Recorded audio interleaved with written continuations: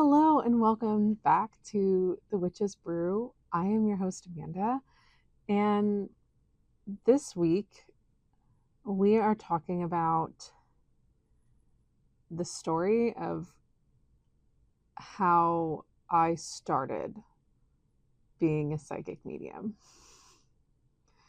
And there's one story in particular that I'm feeling called to share today. I'm recording this in July, late July. By the time you are hearing this, or watching this, I will have already had the baby. But this was just something that just felt so called to share today. It's not even, I'm looking at the calendar of like my content schedule right now. It's not even on the content schedule right now. So I have to find somewhere to put it. But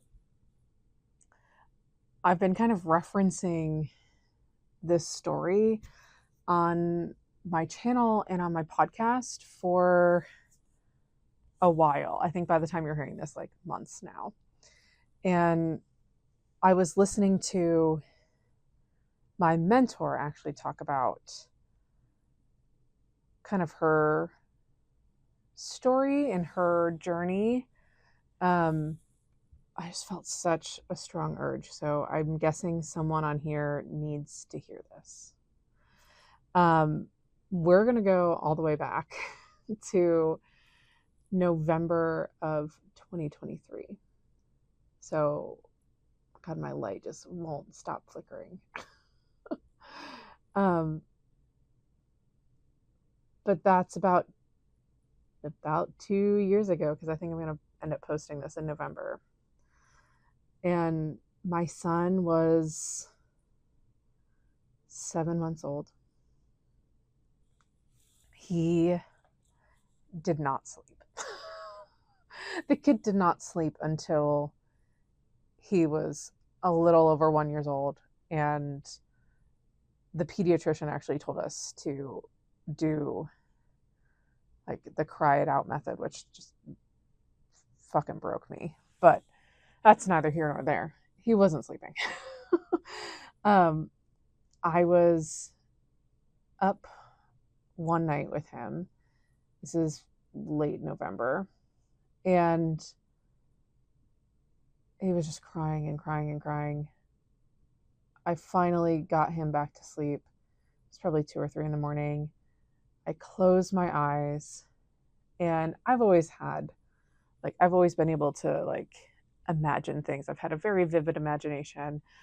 I've always been able to picture things in my mind. And in my mind's eye, I saw just all black, which is very unusual for me, to be honest. But then it started to zoom out, and I saw this figure, and it was short, stout, and it had like a bowler hat on and long curly hair. And I knew from my experiences growing up that shadows with hats do not have good intentions. And I freaked out. I probably said some sort of plea for help into the universe to get this thing away. Spoiler alert, that didn't work. But I put my son down. I went back to my room, and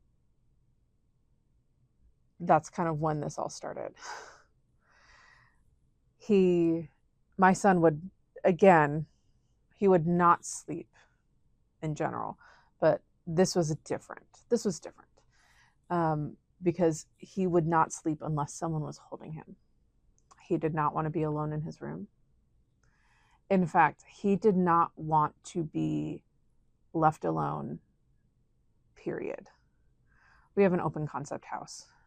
I'm filming, and I always film at least the podcast on the basement floor.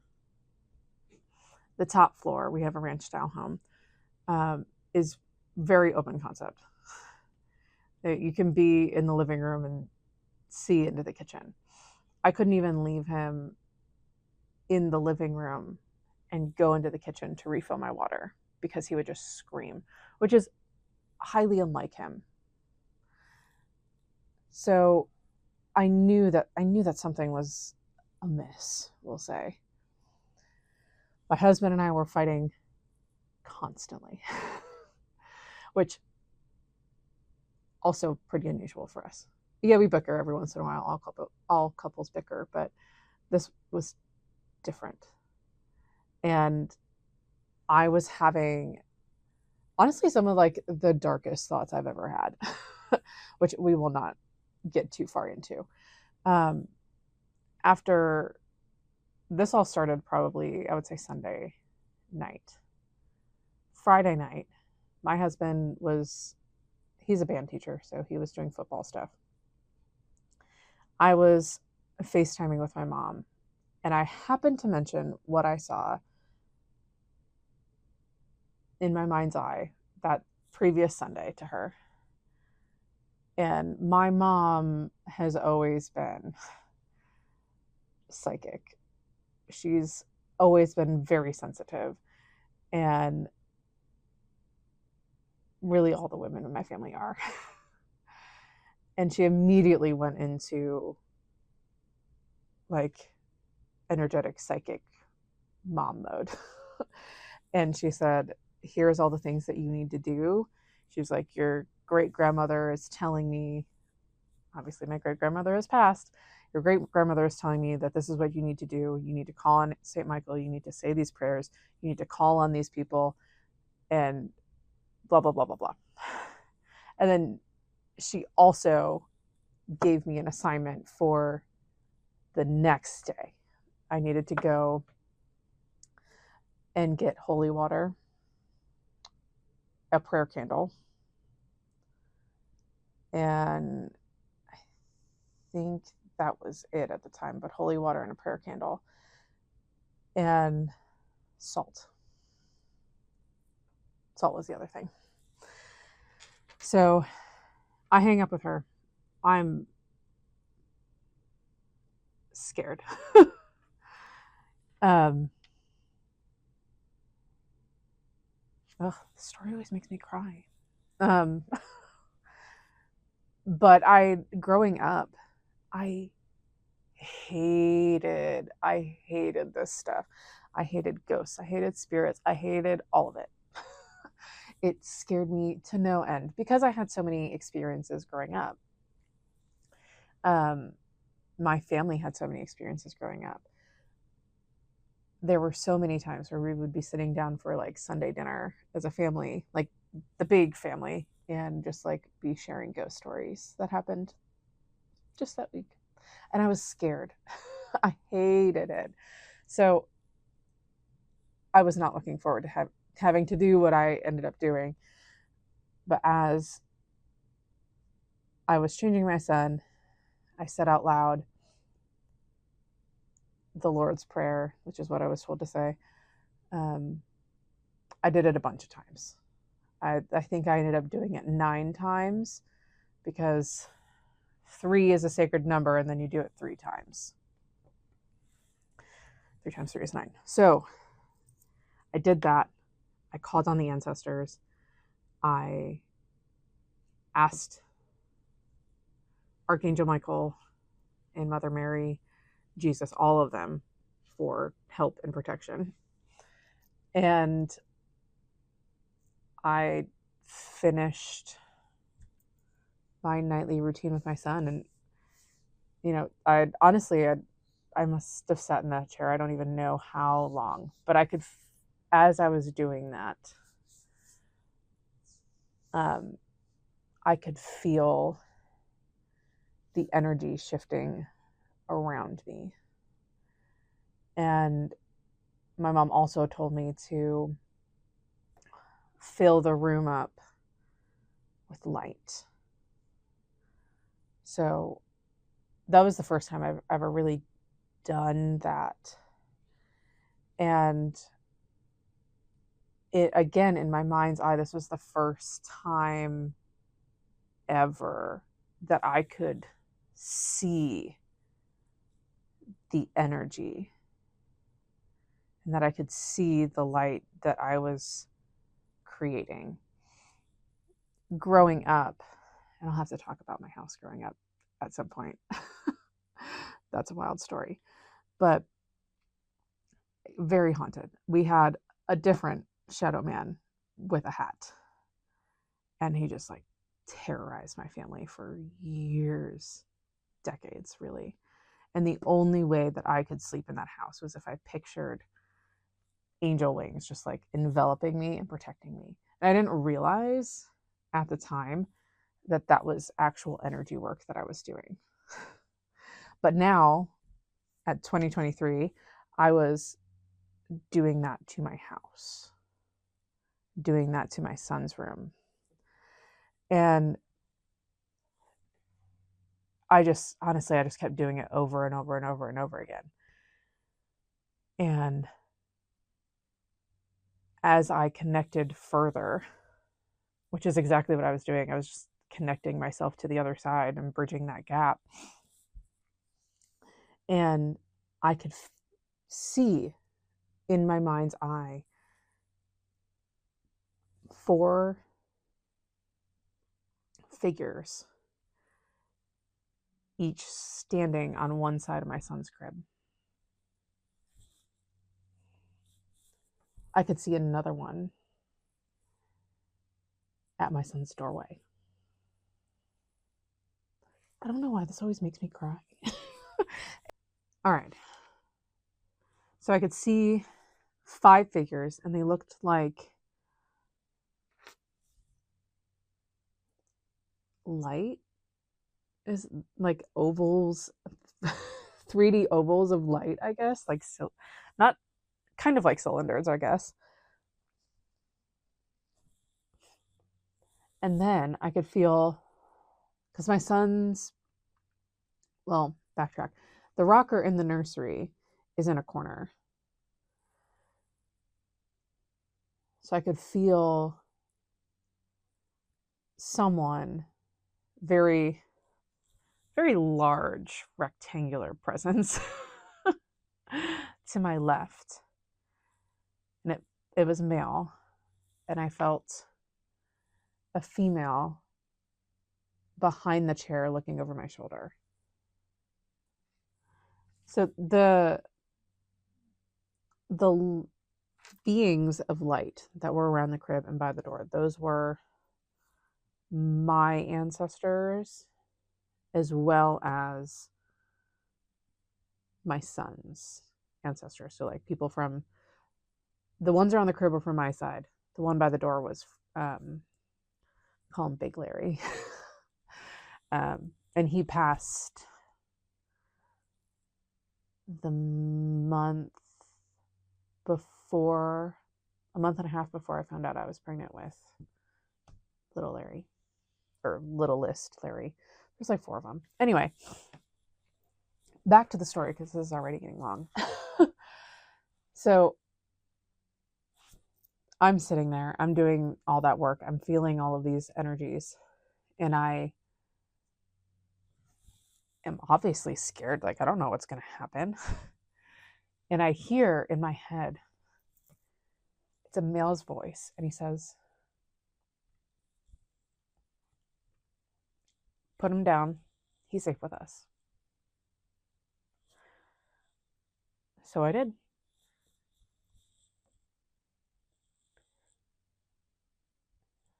That night was was by far the best my son had slept up until that point. Meaning, that was the best that I had slept up until that point.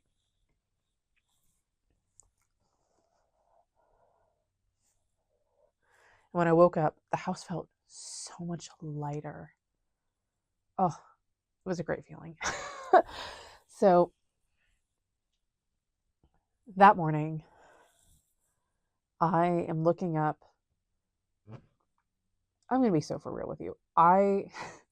We went to church for like the first 4 years of my life. And then we stopped completely. My family is not religious. So I had no idea where to get holy water. I had to look it up. I had to Google it. Turns out Ohio has a lot of Christian supply stores. Shocker. And I found one that was like less than 15 minutes away from my house, literally named after St. Michael or Archangel Michael. I'm like, okay, I guess we'll go there. I found everything I needed.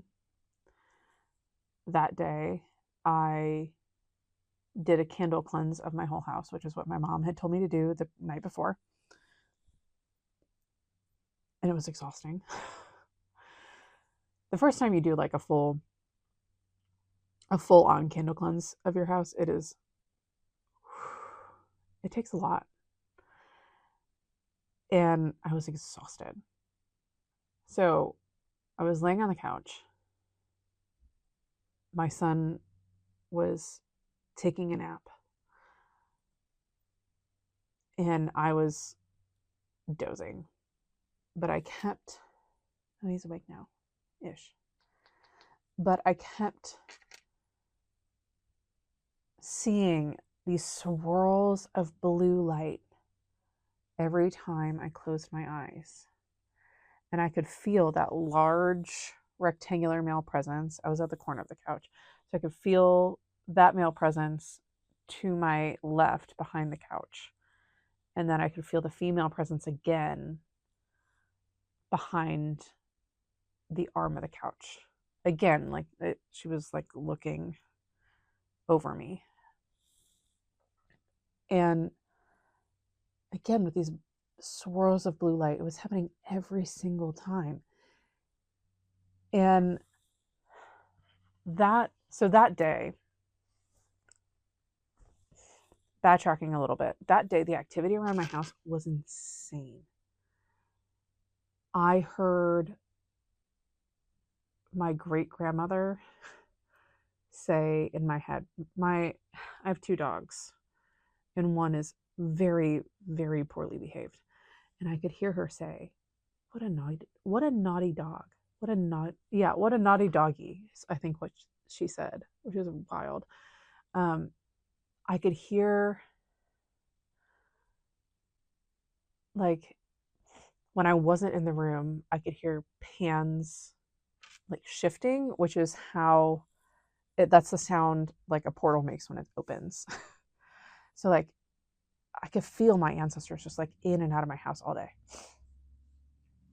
And toys that made sound would just like randomly go off.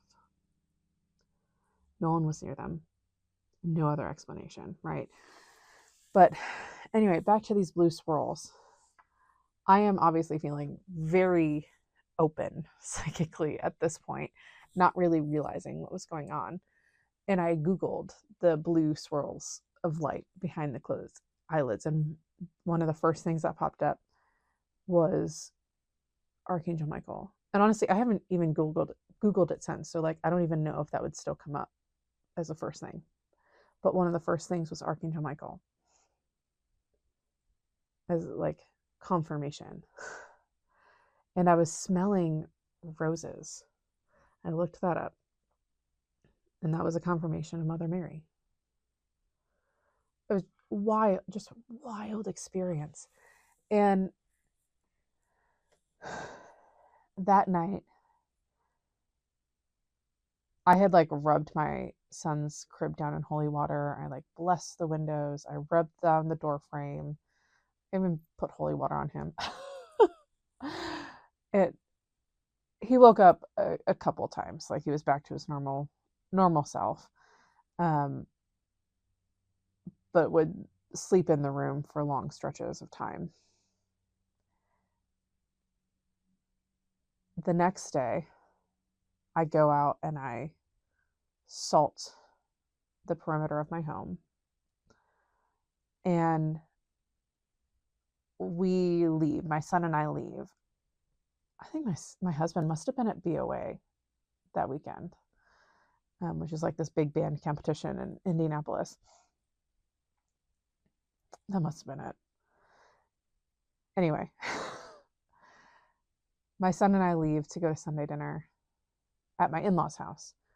And my car was parked outside of the garage, which was unusual.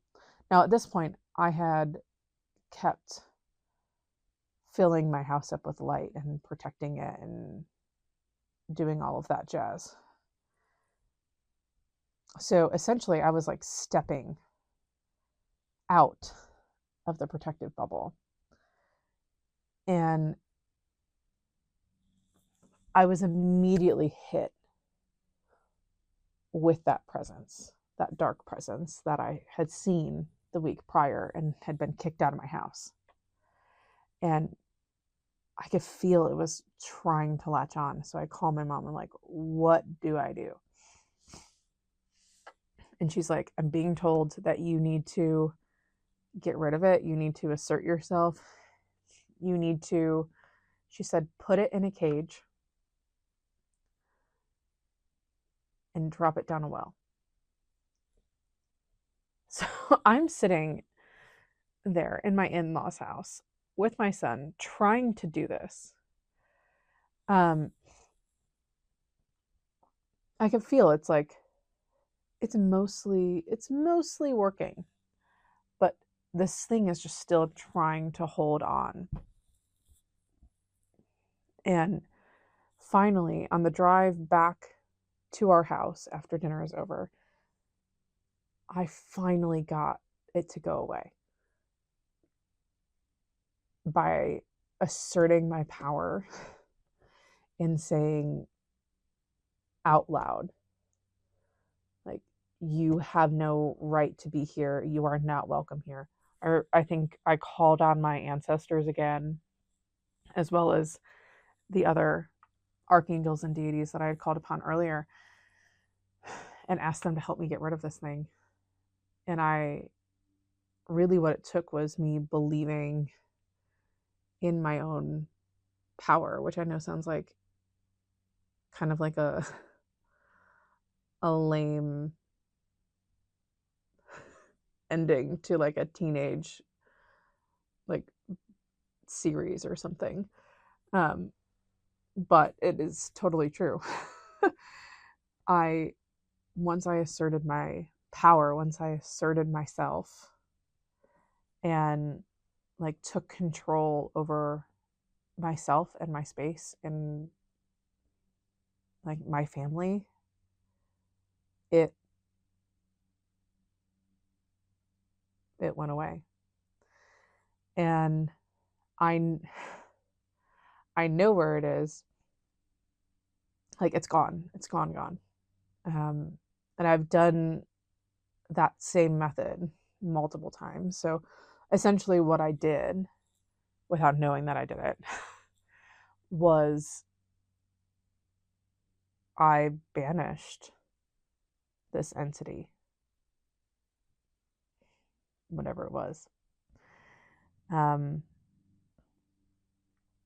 have since put, I don't know, like 4 or 5 others in wells and dropped them into the abyss. And every time I like tap into, because every once in a while I'll like check my work and make sure that like they're still gone. And every time I check in on this one specifically, I hear screaming, and I feel the sensation of falling. So yeah. After that, I did keep, you know, putting up my barriers of light. My son is officially up now, so I do have to end this in a bit. But I did, I do still do that. That's one of my routine practices now, even 2 years later. It wasn't until March, maybe the beginning of April of the next year. I think it was March. But that would be March of 2024, where I cognizantly talked to my guides for the first time. I've since learned that I have done it before. Because I am what's called an open channel. So it's like always being connected. But yeah, that's my story. So I hope you enjoyed it. I hope that the information helps someone. At the very least, I hope you found it entertaining. And I love you, and I will talk to you next week. Bye.